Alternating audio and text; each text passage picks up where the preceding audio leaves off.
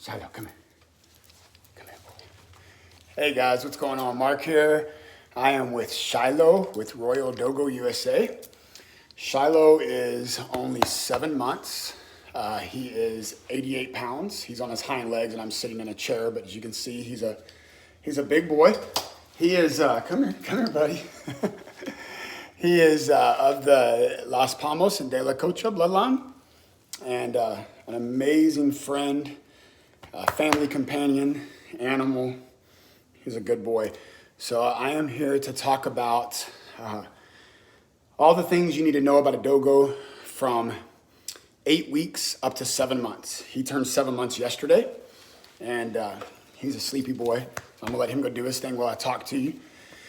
So when I first discovered the Dogo Argentino, it was actually from I saw one on a movie or a sitcom or something. And I was like, wow, that's an amazing animal. Honestly, I just thought it was a really big pit bull, but just something about it. It had the pit bull characteristics or looks, but it just didn't. I've owned 2 pit bulls in my lifetime. And I knew it wasn't a pit bull, but it just reminded me. It was similar to a pit bull, but I didn't know what it was. I'd never seen one. And then it was probably 7, 8 months later, I saw a documentary, I think it was on Animal Planet, that they had done about the Dogo Argentino. And you can go to YouTube and find that, and it tells you good information about the breed. And I was just fascinated by it. I was like, man, it's absolutely beautiful. The temperament, this dog is just so chill and relaxed. I'll get the camera and put it where he's at. I'll show you, as you can see. He's just chilling on his bed. And that is typical Dogo Argentino character and energy level until it's playtime. Playtime would be with another dog. He has a sister that's a 5-month-old Aussie Doodle. She's about 1/20th his size. He's 88 pounds. She's maybe 10 or 12 pounds. And they play and wrestle and fight, and they'll go, they'll carry on for an hour at a time, just nonstop jumping all over the house. You'll hear people say that a dogo is like a bull in a china cabinet in your house, and they are.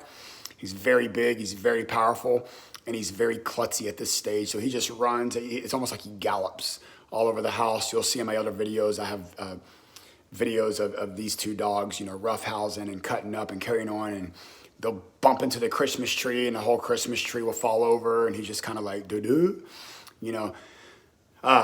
But my whole thing was I had so many questions because I have a 5-year-old little girl and a family, and I wanted a dog that was great for the family. I don't hunt. Dogo Argentinos are notorious for being amazing hunters. They were actually bred, genetically engineered to hunt, but they were also genetically engineered to be a great family dog. So I don't hunt.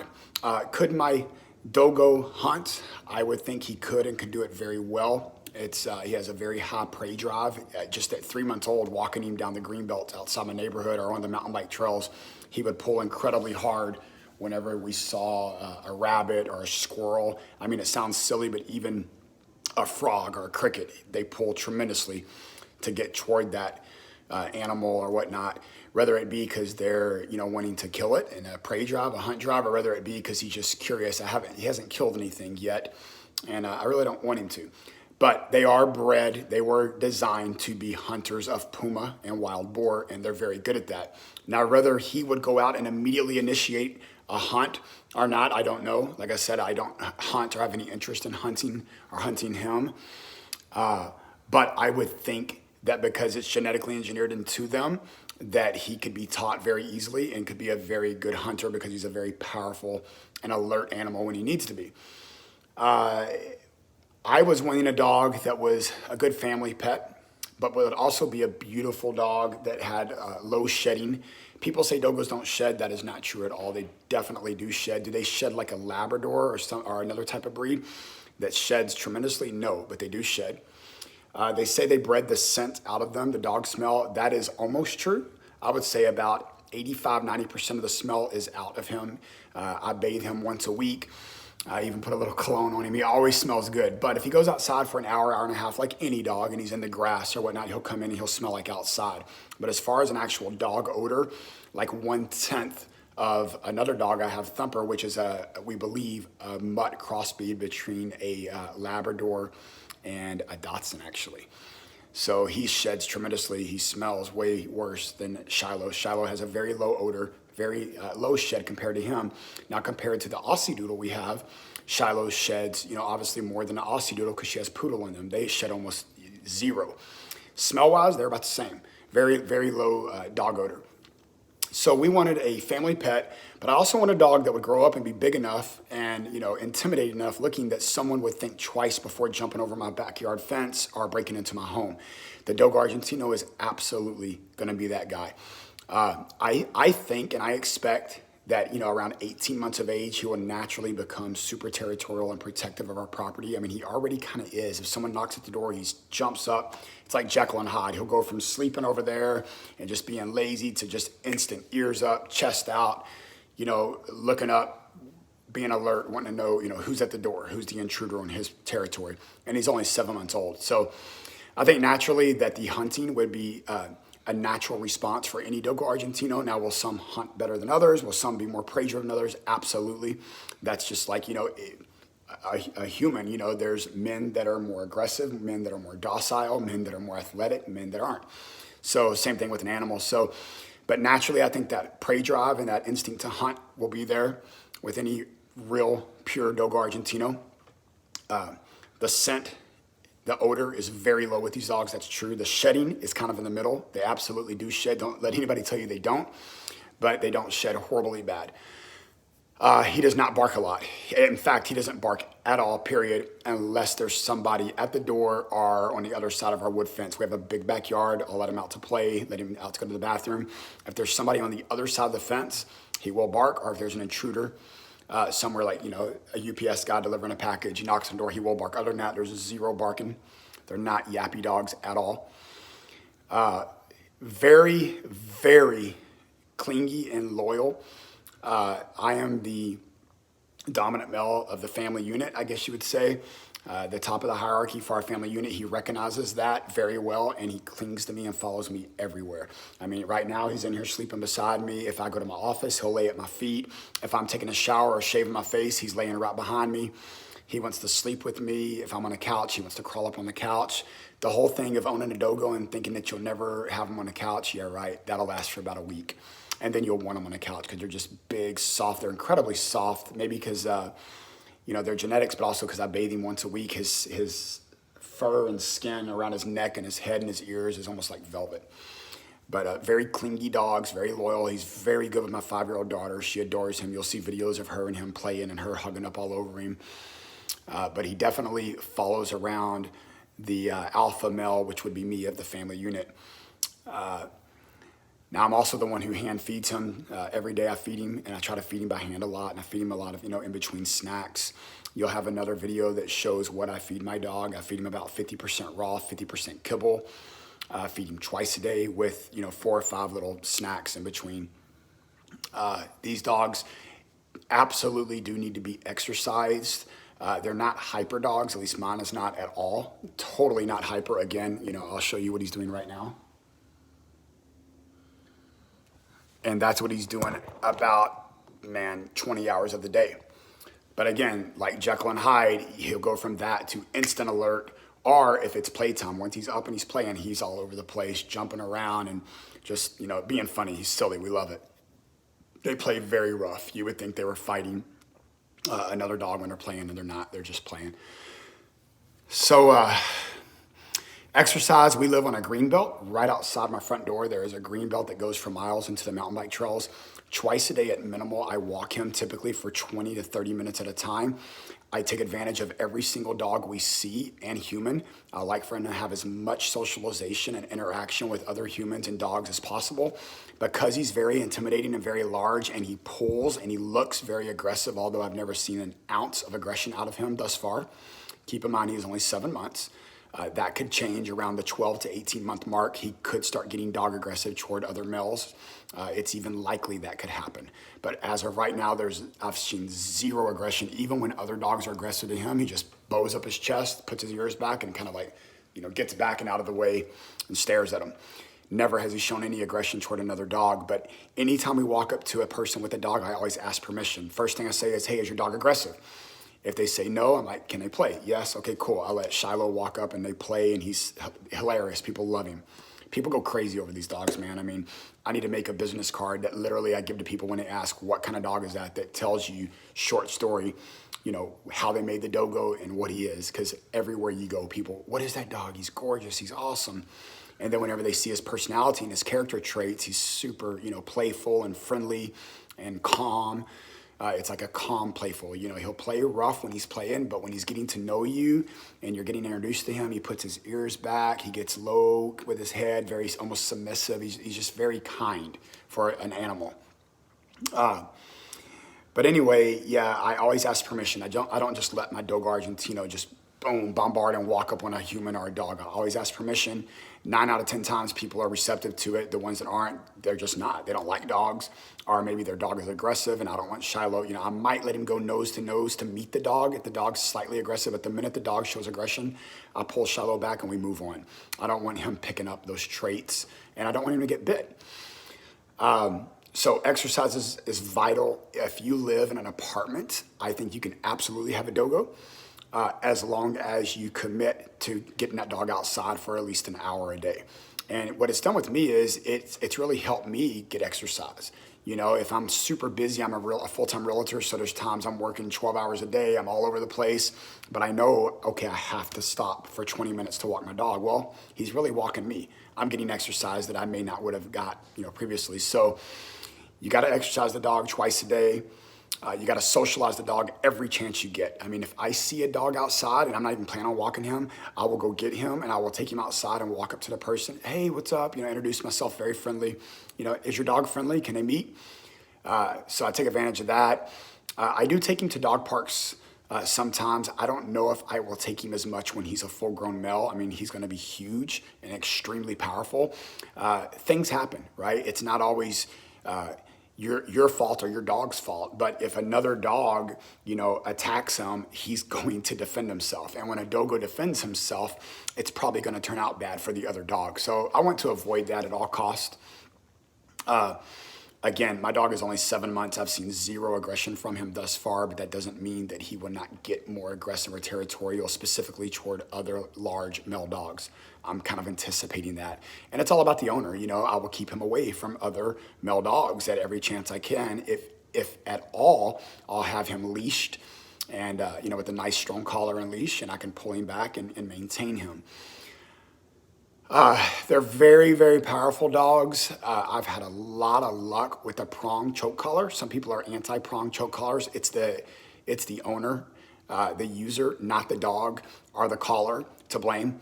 So, if you put a dog around a tree and he's barking and pulling all day and he has a prong choke collar, he's going to tear himself up. If you yank him super hard over and over, with the prong choke collar, there's a way to use it. And the way I do it is I just do a pop when he starts pulling. No. Or, heel, and I'll pull it back a little bit. You'll see other videos I'll post where Shilo on the green belt outside with all the smells and distractions. I've got him, I had him doing this at 4 months old. Sit, stay, and I will unleash him and I will walk back. I think the longest I've done it was like 85 yards. And then I'll tell him come and he'll come. I'll post those videos. So that's amazing for a male teenage dog, right? Not even 7 months old at this time. I think the last one I did with, he was like 5 months old. He sat, he stayed. I walked back on the green belt, 85 yards and told him to come, and he came. So they're very smart dogs. They're elusive. They're kind of, they appear kind of because they're just he's so goofy and silly when he plays because he's klutzy. So when he runs, you'll see in the videos, it's like his front arms are like galloping and he's very klutzy. But then next thing you know, he'll jump just straight in the air and his head's almost level with mine. So he's very strong and athletic. He's just klutzy. That too will probably change around 18 to 24 months.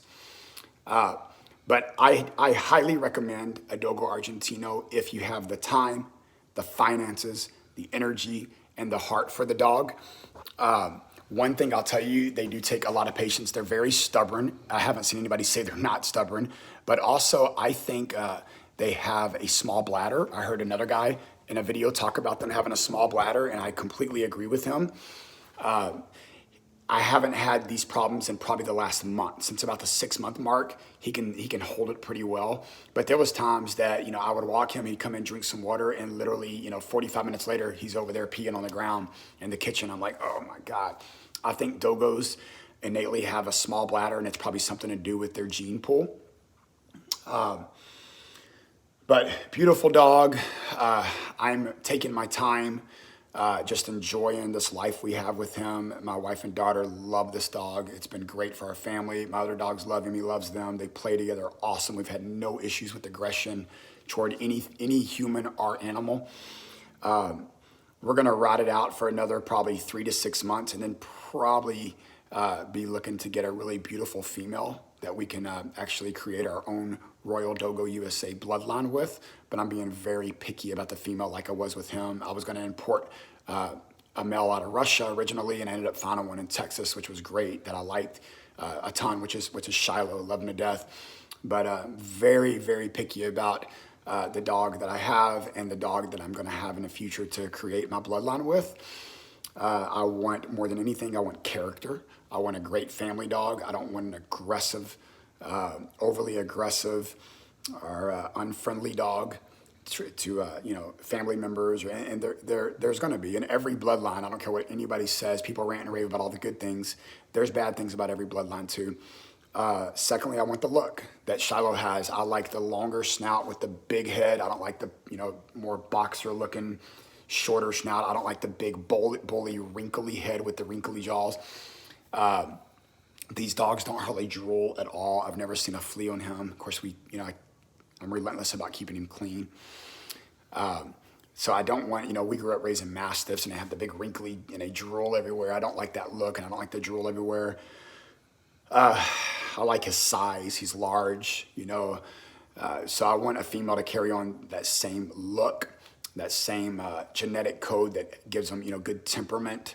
But at the same time, I want them to be alert when they need to be. And so, I can't talk about hunting and things like that because I don't do that. So I don't know, like, for example, if my bloodline that I'm creating would be, beneficial for a hunter. I would think so. I would think you could get just about any Dogo Argentino that's a real pure Dogo Argentino, and it could be trained to be an amazing hunter. But I'm looking more for the temperament, the family, the family code that I'm looking for with my dogs, to be great with kids and with the family, but to also be loyal and protective in that era. I'm not doing any protection training. To me, protection training can be a double-edged sword. These dogs, like I said earlier, when they hit maturity, which, anywhere between 18 and 36 months, they should naturally be protective, and they are. He is already at 7 months to an extent.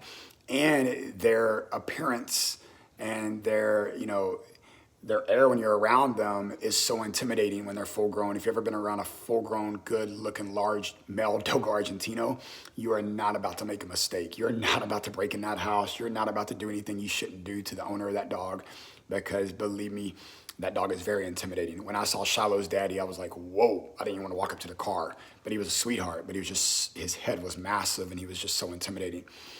But anyway, all in all, I'm sure I'm leaving off tons of things. There's so much to talk about with these dogs.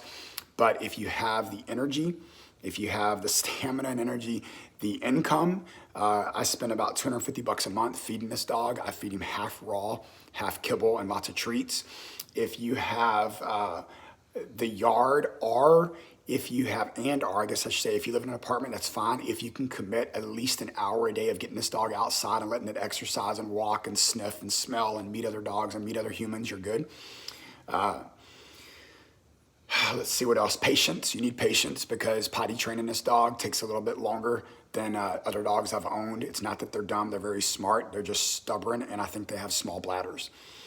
But aside from that, I would say by far best dog I've ever owned, by far. I've had pit bulls, I've had poodles, I've had mastiffs, and I've had mutts, and no dog I've ever had compares to my Dogo Argentino. And I'm not just saying that because he's my dog. This is the truth. I have 2 other dogs right now and love them to death, but as a whole, you can't compare the package that you get out of the Dogo Argentino to any other dog, in my opinion. Yeah, aside from that, find you a breeder that is a legit breeder. I'd highly recommend getting papers on your dog. That way you can look back at the family lineage. I look back at the family lineage on the UKC with Shilo, and it went back 485 dogs, 485 puppies and that's just going back 4 generations that have been put out between the different bloodlines that this dog is part of, De La Cocha and Las Palmas. But anyway, I hope this helps you if you're trying to make a decision if you're going to get a Dogo or not. And if you got any questions, leave a comment or whatnot, and I'll do my best to answer it legitimately. Bye-bye.